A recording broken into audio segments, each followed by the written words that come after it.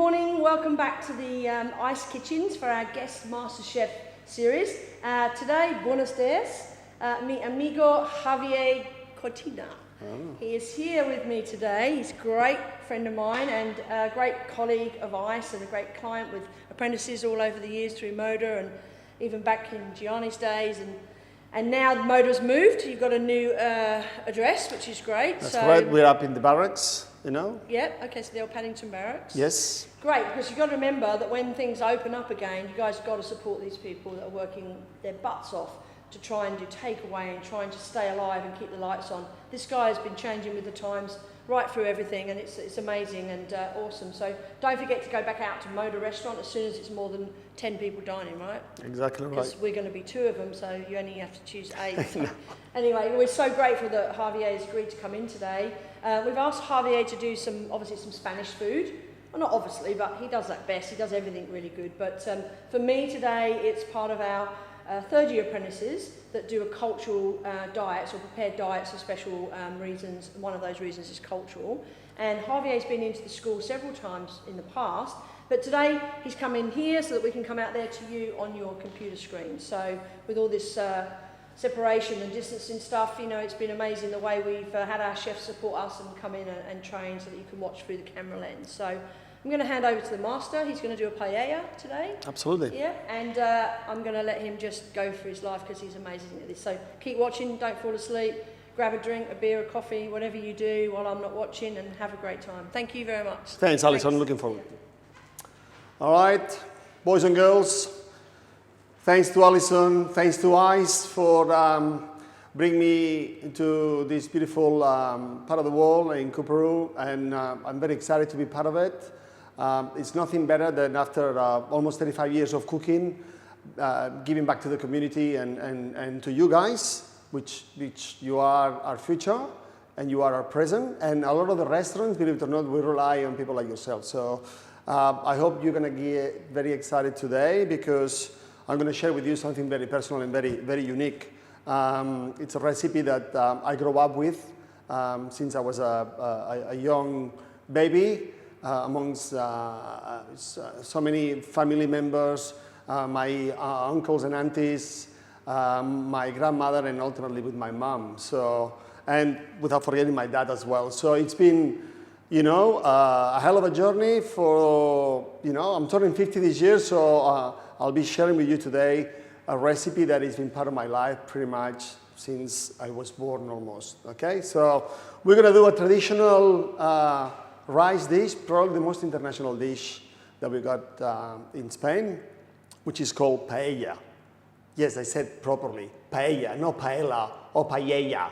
You have to pronounce it properly, otherwise you're not going to be able to cook it properly neither. So, say that again. I want you to repeat, guys. Paella. Paella. Well done. Almost there, Alison, almost there. Okay, so before I start with my demonstration, I want to share with you something very, very important, is that every single person, every single chef, or in every single household in Spain adapts himself or themselves within their own local produce and their own local sort of flair, and not only ingredients, but depending on the time of the year or depending where you're located, you're going to be using certain ingredients. So I'm going to give you a taste today of what we call paella parellada, which is a Catalan approach. I'm originally from Barcelona. Barcelona, we are located, we're blessed by the Mediterranean Sea, and we're very close to the Pyrenees. So we're using a lot of not only seafood, but a lot of pork, a lot of game, a lot of rabbit, and a lot of mushrooms. Unfortunately, today we're not going to use any mushrooms, but this is what we're going to be using. Chicken thighs, pork belly, and whatever seafood you may be able to find through your fishmonger or through your freezer, it doesn't matter. We've got some Moreton Bay bucks, some tiger prawns, bit of cuttlefish or calamari or squid, and some local yabbies that I bought yesterday from the Scenic Green region. And now I'm introducing probably, as far as I'm concerned, the most important part of your paella, which is the sofrito. Yes, I said it right, sofrito. Don't get confused, it's not an Italian word, it's a Spanish word. Here in Australia, for some reasons, the Italians and the French, they take everything for themselves. Here, we're the Spanish, yeah? The Spanish Armada. So, to me, the most important thing, as I said, is the sofrito. The sofrito, it's based on green and red capsicums, brown onions, and very ripe tomatoes. I'll show you how to do it. And of course, one of the most important ingredients as well, and the most expensive spice in the world, is this fantastic saffron that your teacher, Alison, has brought from Egypt. She bought that in a bazaar a few months ago on one of her trips, of her many trips that she does all the time. And I cannot wait to put that Egyptian saffron into my Spanish and Catalan paella. And of course, there is no better way of doing a paella with the original rice. Now, if you go to a delicatessen or any specialty shops, you're going to find an array of different types of rice. I recommend you to use a short grain rice, and if it's possible, to buy a Spanish rice. Here in Australia, you find perhaps 3 different types of Spanish rice at the moment. One is, they call it rice for paella, which is the entry level, the entry quality, Calaspara rice, and bomba rice. I've got contacts like any good Spaniard, and I'm able to bring this fantastic bomba rice from Spain. Comes from the south of Catalonia, from El Delta del Ebro, which is a place where it's very humid and the arrozales are unbelievable. This rice, the properties of that rice is that if you never used it before, as soon as you start cooking the rice, not only a paella, but if you make a risotto or a cazuela, you'll see that it's a type of rice that it doesn't have a lot of starch, and it keeps the shape of every single grain very, very, very intact, so al dente almost. So I can't wait for you to try that rice. The only downside about this rice is the price. And I think, anyway, it's worth it to pay a couple of extra dollars to make such an important dish, or such an iconic dish as the paella. So let's do it. Okay, so now we're going to do our business. We're going to make the paella. Paella.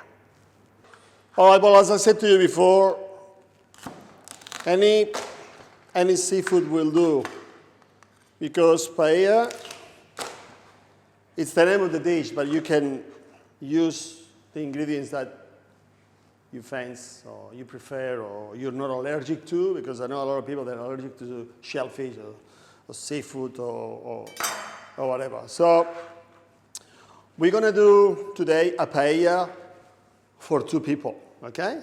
And the first thing we're going to do is put on the paella pan a little bit of olive oil and a little bit of the chicken and pork.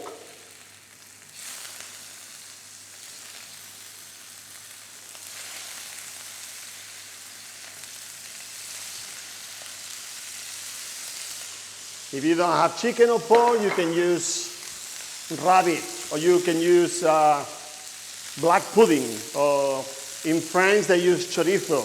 I'm against chorizo because, you know why? Because chorizo is too strong, it's got paprika on it. And to me, if you put paprika on a paella pan, on a paella, why are you using saffron? Saffron is too expensive, too delicate. And unfortunately, if you ever go to Spain and you go to a touristic place, you'll see all these places that they cook. You know, they offer a rice, the paella dish at a very cheap price, 2 for 1 or whatever. And those paellas, those restaurants, they use food colorant. It's disgusting, right? So we're searing a little bit our pork and chicken. Now I'm going to sear some of those beautiful yabbies that I've got. The beauty about Spanish cuisine as well is that a lot of the times we use one pot to do the whole dish. So if you're cooking that at home, or you want to do that for your mom and dad, for your parents, or for your mates, it's very good because you don't make it a lot of mess. All right? Excellent. So the idea is to sear all the ingredients first. Doesn't matter in which order you're doing so. Because at the end of the day, all the flavor is going to stay in the pan. All right?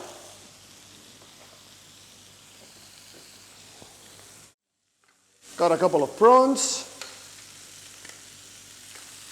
In fact, the dish, we used to, when I was growing up, we used to eat twice a week a rice dish. Listen to this because it's quite interesting.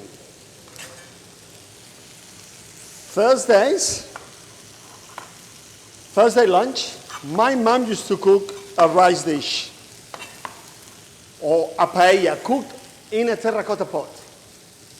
And the ingredients were basically all the leftovers from the week. So more than a paella was a rice dish.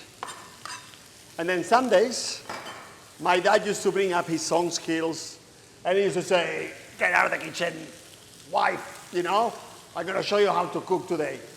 Very macho man, my dad used to be. And Saturdays we used to go to the markets and we used to buy the seafood for the paella that Dad used to cook by himself, drinking a bottle of cava. I still remember those days. As you can see, we've got a very nice color already on the yabbies. So we're going to pull them out. The other thing is that I'm not using any alcohol today. You don't need to use alcohol. All right? What I use is a lot of olive oil. Look at that. I love it. Now I'm adding my cuttlefish. All right?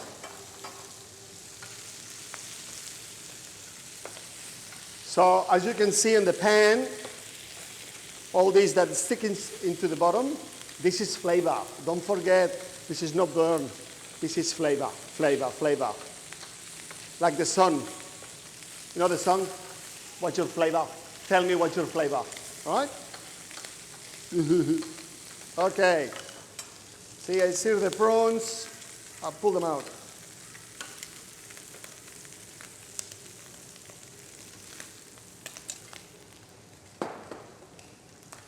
Now I'm going to turn the pan off. And I'm going to leave the cuttlefish on the pan.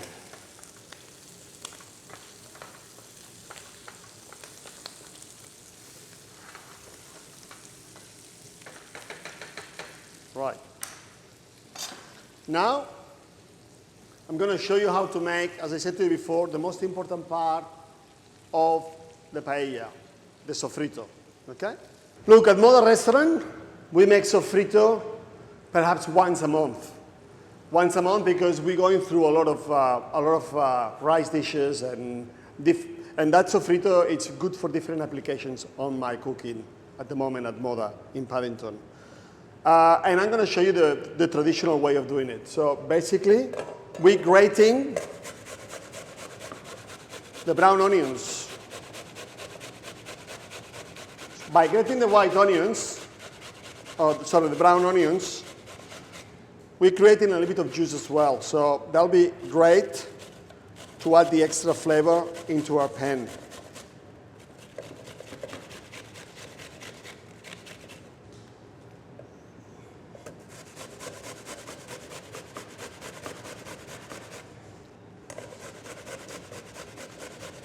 I'm a chef that I'm really, people that knows me, I'm a hands-on person. I go to the markets. I go to Rockley markets twice a week.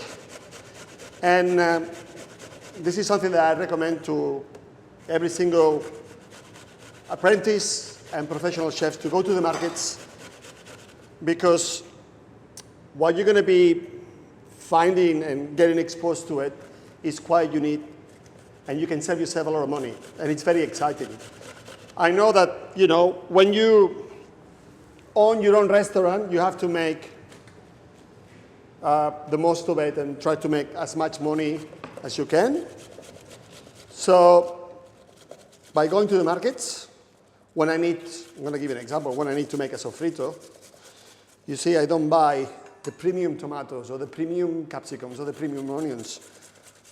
I buy products that they call it seconds, or basically seconds. So I pay a third or less than a third sometimes per box.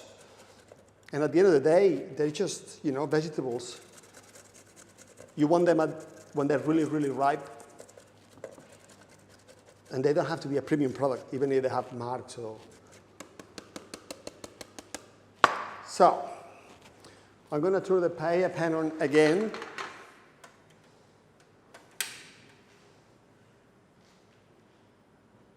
And I'm going to start making my sofrito with the brown onion.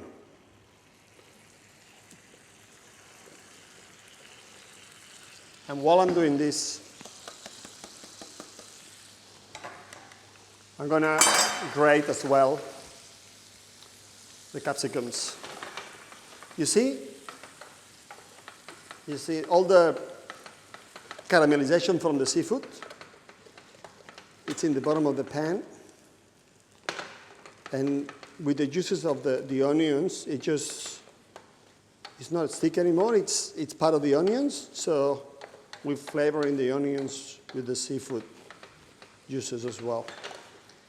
All right. And now the idea is to evaporate all the water from the onions and create almost like a paste texture. And we're going to do the same with the green and red capsicum.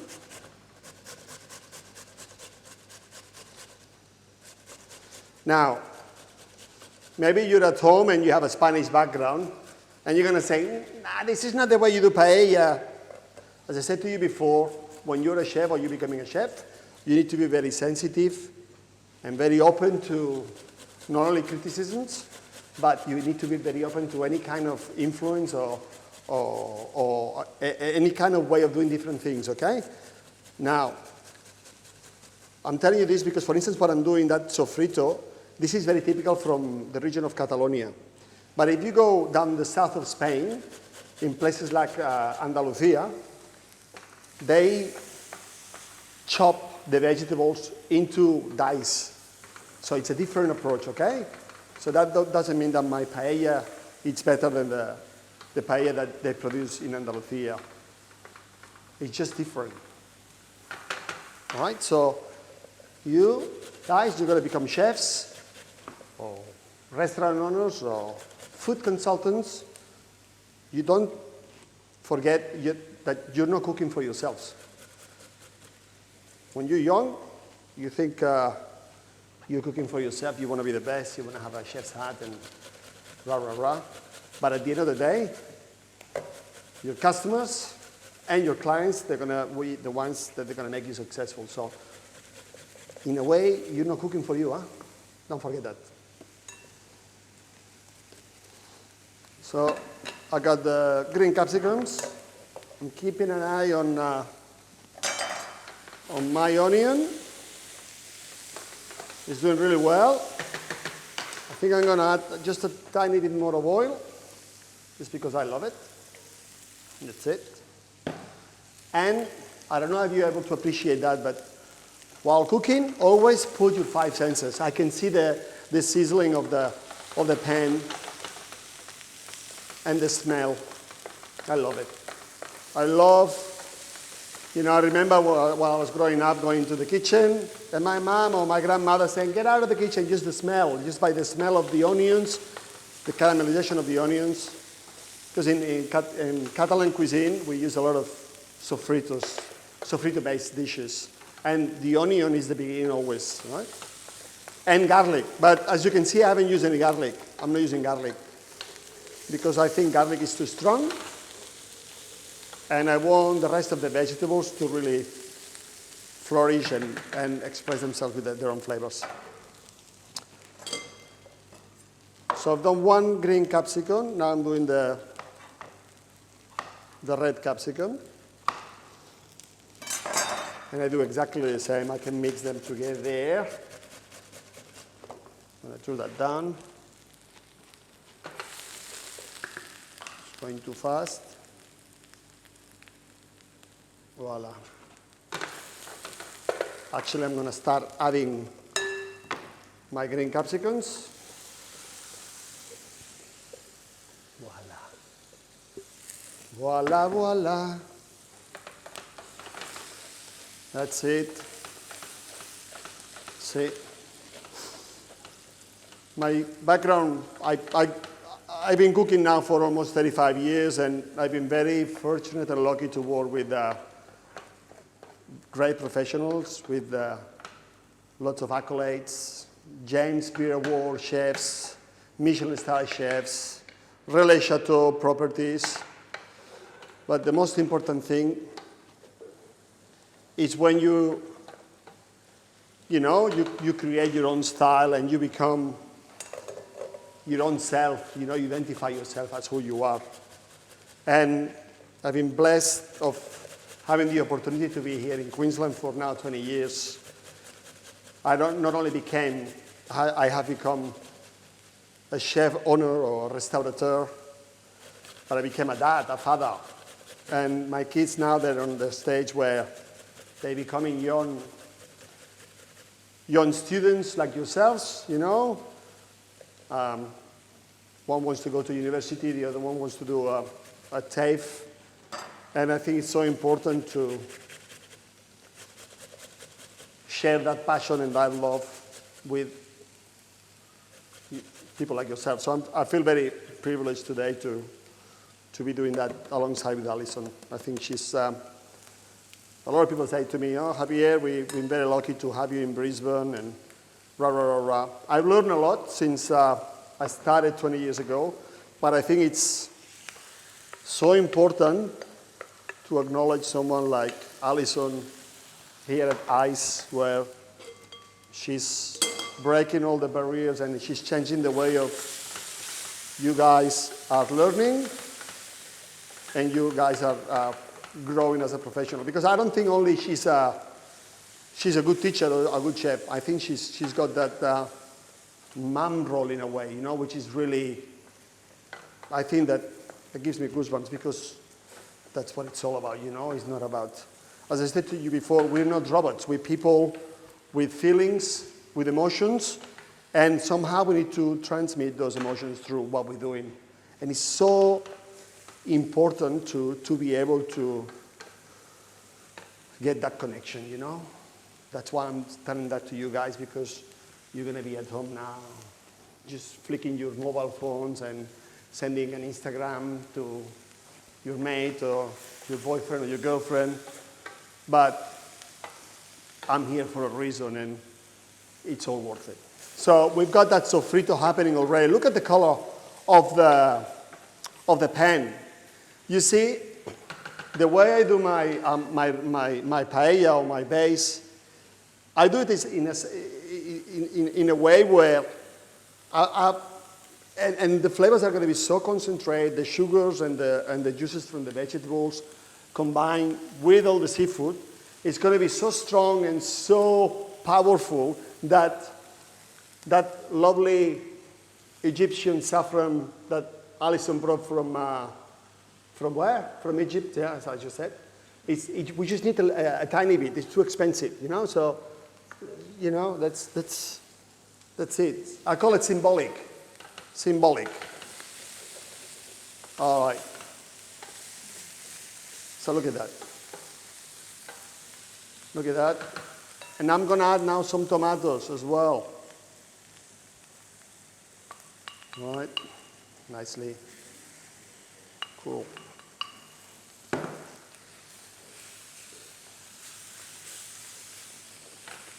All right.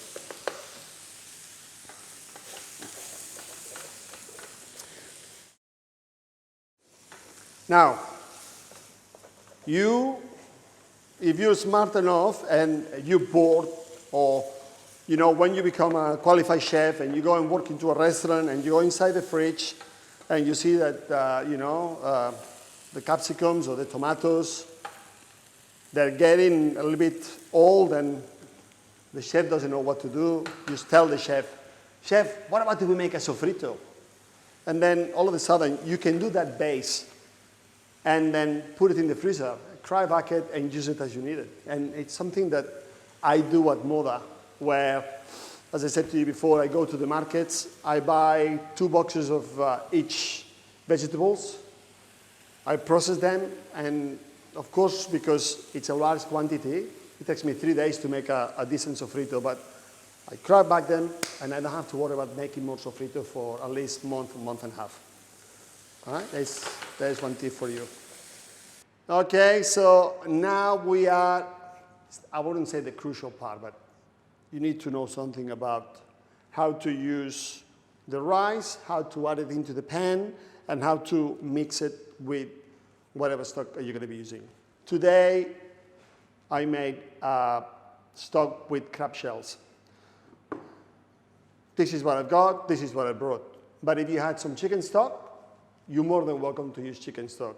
If you have a vegetable stock, you're more than welcome to use it. If you don't have any of it, use water, that's fine. The most important thing is that whatever you use has to be boiling or hot, very hot. So that way we don't interrupt the process of cooking the rice. All right? So we've got the sofrito. Remember, we've got all the flavor here, and we've got the rice. I open this fantastic bag, seal bag of the bomba rice.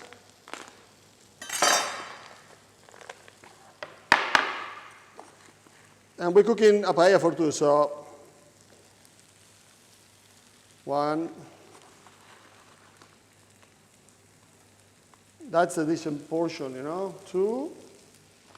And I'm going to put and a half. And a bit more. Come on, venga. All right? Now the idea is to really, the French terminology, it's called nacre. You want to nacre the rice. You want to sear the rice, so create a nice toasted sort of you want to protect the rice actually. You want to sear the rice. Let's put it this way. All right? And as you can see already, you can't smell it from there, from home, but I can tell you that it smells really, really well here. And you can already gather the color of your rice. All right? Now, I'm going to add a little bit of the Egyptian saffron from Alison. Not too much. Now, some chefs, some people will put the saffron after the stock is added. I think that it's important to toast the spices. That's why, they release best their qualities, their properties, and their flavors. In this case, we're not using the saffron for color. It's just basically flavor, right? Different applications or different recipes will use the saffron for not only flavor, but for color, okay? And then I'm going to give you a tip in a second. So you see, I've got the pan really hot, and my stock, I just put it out of the flame, was boiling. I'm adding 2 ladles of stock per ladle of rice. Remember, we put 2.5, so I'm going to put another full ladle for that extra half a ladle of rice that I put, which, you know, can you hear it? Can you hear it? This is what we call, in Catalan, chup chup. Chup chup. Chup chup. Close your eyes, guys. Say chup chup. 1, 2, 3. Chup chup. Chup chup. Chup chup. Awesome. I'm going to add a little bit more of stock. And now I'm adding a little bit of rice. I don't know if you noticed, but I didn't season my seafood. The reason being is because that's going to be quite strong already. So you don't want to, you want to keep your seafood nice and sweet, you know? Otherwise it's going to be too strong. Now it's boiling.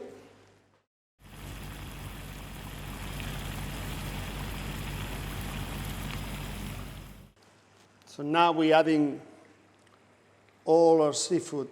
It's been boiling for 2-3 minutes.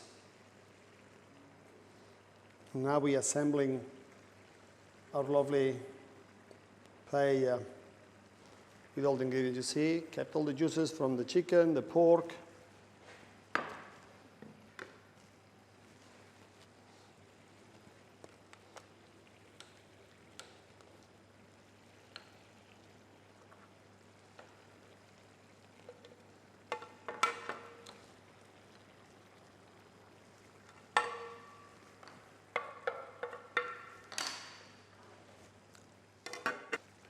Mamma mia, what a feast we got here. I'm going to refresh or moisturize a little bit my seafood, because now we're going to put it in the oven, okay? Just a tiny bit. Don't worry if you think you put too much stock, because that rice, the properties of that rice, it's just unbelievable. It will absorb all the liquid, and at the end of the day, after we need to rest the paella. So we're going to go into a preheated gas oven, which we've got it at 180 degrees, and we're just going to freeze the rice in the oven, and then hopefully we'll have something really special for you guys. All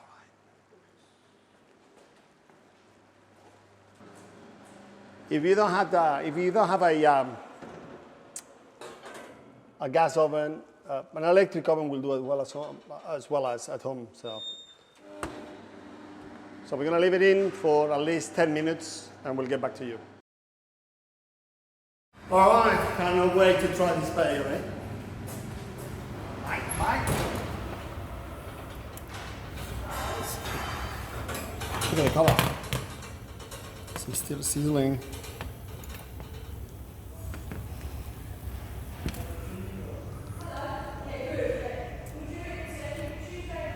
Ready.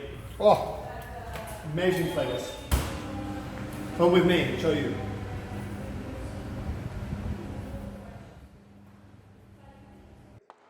Right, the paella, it's almost ready. Now I'm just going to add the final touch,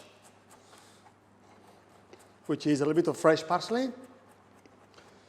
If you ask me what sort of a parsley I like to use, always flat parsley or Italian leaves. I think it's got more flavor than the curly parsley. So we're adding a bit of parsley on top. Bit of acidity always goes well, because don't forget that rice, I can see it already, it's very, very flavorsome. It's going to have a great taste, particularly, you know, with the shellfish stock that we use.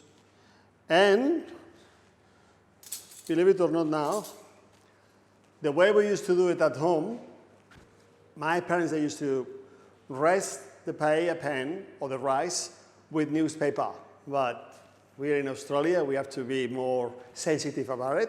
I'm going to rest my lovely paella with a cloth for 5 minutes. Can't wait for you to try. Okay, guys, look at that beauty. I cannot wait to really taste it.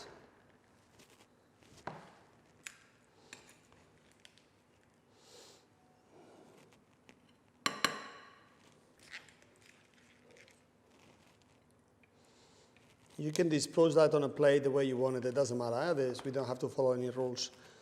Sometimes, one of the things that a lot of people ask me at the restaurant is the sucarrat.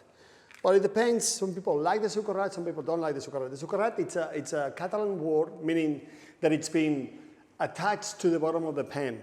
But I'm going to give you a tip. You see, in this pan, because we didn't expose the pan for the last 10 minutes into a direct flame, the sucarrat, it's on the sides. Because the heat came from all over, not just the bottom, okay? So, as you can see here, I'm going to put one of each. Look at that. I'll show you this part here, you see? This caramelized part of it. You can consider that a sucarrat as well, all right?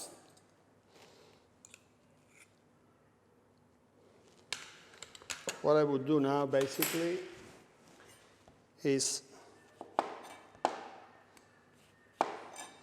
cut this lemon in half.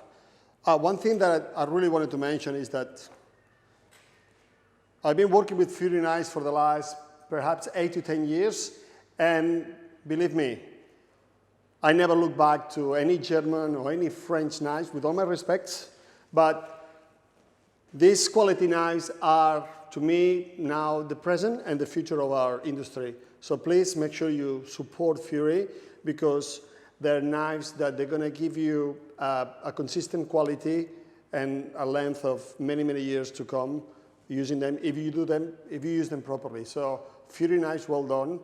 Thanks very much for your support, and can't wait to cut my lemon with a Fury knife. There we go.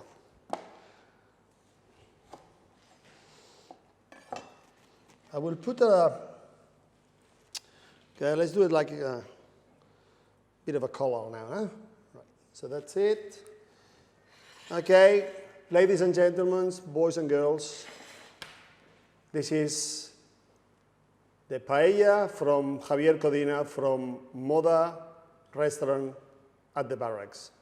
Thank you very much. I hope you enjoy, and please, when all this is over, I hope to see you on the other end at the restaurant. Come in for lunch or for dinner. You tell us that you're coming from ICE, and we'll look after you. Thank you.